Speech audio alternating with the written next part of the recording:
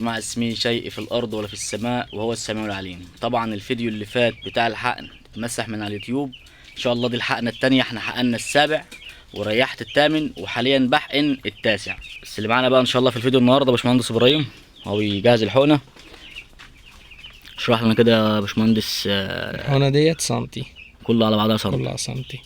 احنا نحن كام؟ هنحن نص. هنحن ايه؟ نص. انا عندك الشرط الاولى ما تتحسبش. 1 2 3 4 5. عند الشرط الخامسة يبقى كده نص سنتي. كده نص سنتي. دي كده ظبطت الحقنه. احنا مدربين الحقنه دي مفكوكه على الكيلو، على الوزن اللي عندي. ما ينفعش اقولها عشان محدش يعملها عنده ويكون وزنه اقل او اعلى ويلوم. فهي كل وزن وليه الفك بتاعه يعني.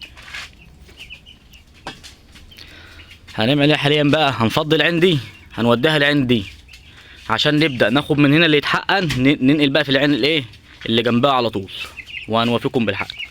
صورين بيحقن اهو. الحقنه بتكون فين يا باشمهندس؟ بص يا باشا، كتكوت هنا اهو، دي رقبه. تمام. موجود هنا عروق، فهي الحقن لازما يخش. بص الحقن دخل، طبعا ده سن لازم تدخله كده في نص الرقبه. ايوه كده اهو، الحقن اهو في نص الرقبه. ايوه بص اهو، لازما في نص الرقبه، في نص الرقبه. والتكه بنص سنتي. جت يمين جت شمال هتيجي في العروق. لو جت في العروق نافع. لو جت في العروق نافع. طب لو جت في راس الكتكوت؟ لو جت في راس الكتكوت هتعمل مدمم هنا. مدمم او ممكن تنفع. طبعا هو عشان متمرس فهو سريع في الحقن يا جماعه، وده كده يعتبر مش سرعه.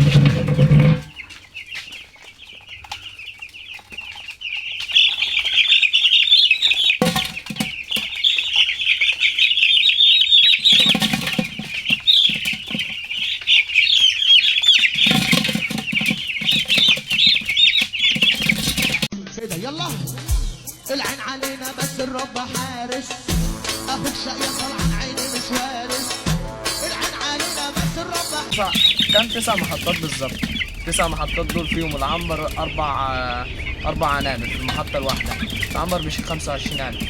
طب ما شاء الله، يعني اي عدد باذن الله تروحوه. اي عدد ان شاء الله باذن الله. طب يا جماعه الاوردر كامل الباشمهندس، الرقم معايا. اي حد عنده اي عدد يجي يحقن له ويعلمه لو عايز يتعلم كمان. بياض، تسمين، اي حاجه. بياض، تسمين، قص مناقير، جدري، اي حاجه ان شاء الله باذن الله رب شغالين فيها. معاه برضه الباشمهندس يوسف وباشمهندس ابراهيم، باشمهندس محمد توبه، واي عدد عايزينه يعني.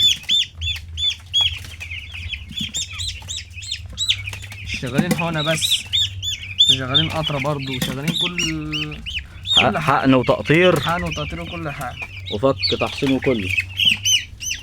مهنه يا جماعه. الناس ده انا ليا سنه بشرح على اليوتيوب، جولي هنا علموني حاجات اقسم بالله.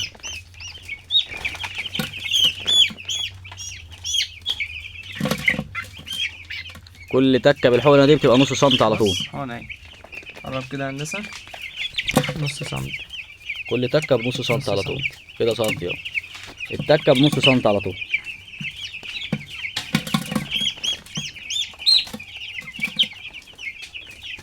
طبعا انت هندسه مثلا لو حد دخل عليك بيقول لك انا واحد نص سنتي، فلو انت عايز تعرف تروح معايا في السرنجه. صح، ايوه. تروح ماسك الحقنه، تشيك على الحقنه بتاعتك، تعايرها في سرنجه عشان ما يكونش جرعه كبيره او قليله.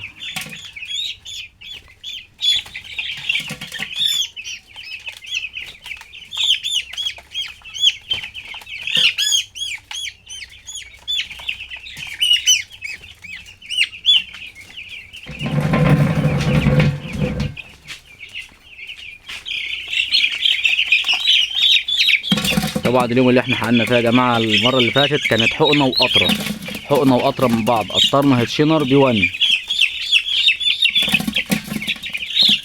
كانت الكتاكيت تطلع في حله زي كده او نص برميل بلاستيك. لو في المزارع هتطلعها في نص برميل. في المزارع في براميل طبعا. ايوه ان شاء الله هنجيب نص برميل هنا، ما دي مزرعه برضه. ربنا يوفقك يا هندسه. يا رب والله يبارك وياكم حبيب قلبي. طبعا كان يوسف ياخد الفراخ يقطر ويحط في الحله هنا، وكان محمد توبه او ابراهيم ياخد زي ابراهيم كده ويحقن ويحط في العين. يوسف كان يقطر من العين دي ويحط في الحله هنا، وابراهيم او محمد كانوا بيحقن ويحط في العين هنا. كانت كل الفراخ بتتقطر وتتحقن مع بعض.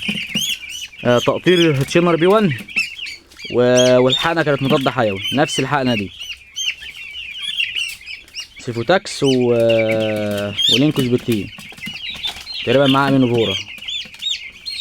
انت برضه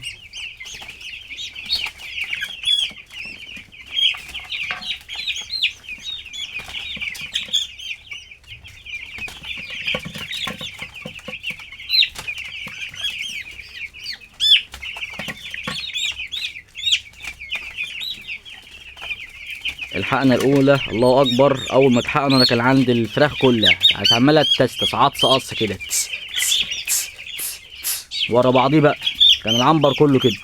مسافه ما خدوا الحقنه ب6 ساعات او ب8 ساعات كان الفراخ كلها هديت، مش سامع ولا صوت عطس خالص الوقت.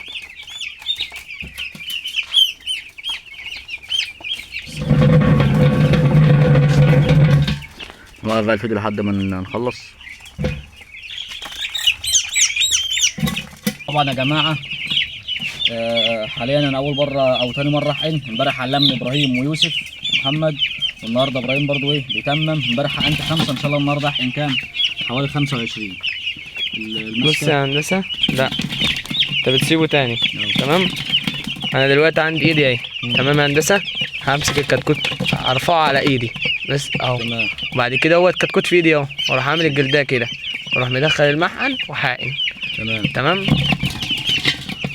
ايوه تمام كده يا هندسه.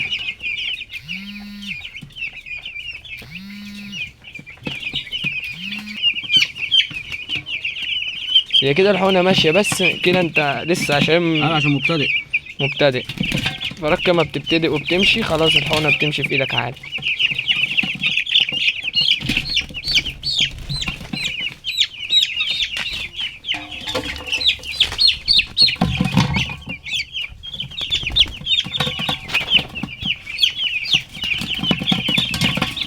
الله ينور يا هندسه.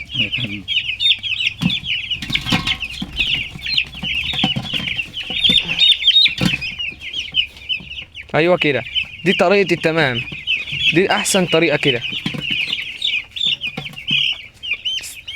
كده تمام، كده واحده واحده كده واحده واحده. ايوه بص، يعني هم شايفين السن اهو، وما بيخش كده محدش يقلق. بحس بقى اكتر طبعا.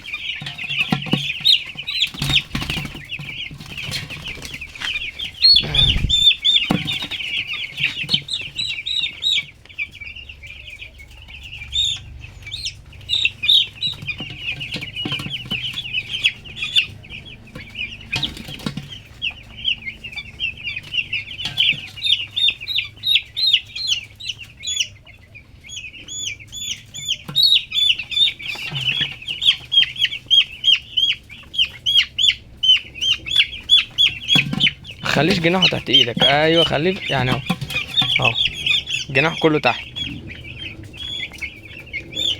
تمام يا هندسه، الله ينور.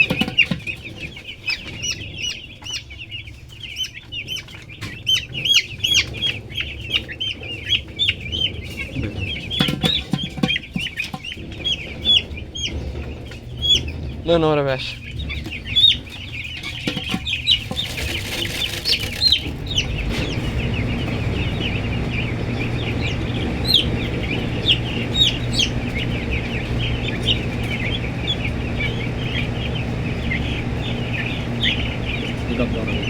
اديلها تاني عادي.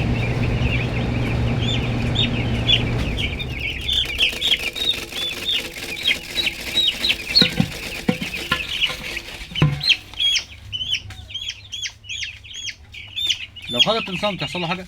لا قصدي خد سنتي، انا كشفنا جوه ولا اي حاجه. عشان ضعيفه صح؟ ماشي كده خلاص. كده اتحقن ونازل ياكل ويشرب عادي. هفضي في الميه؟ اه فضيهم في الميه عادي مش هيضر. احفظ الفيديو. احنا كده الحمد لله خلصنا. الدواء اللي فضه نقسمه على تنكات الميه اللي عندي.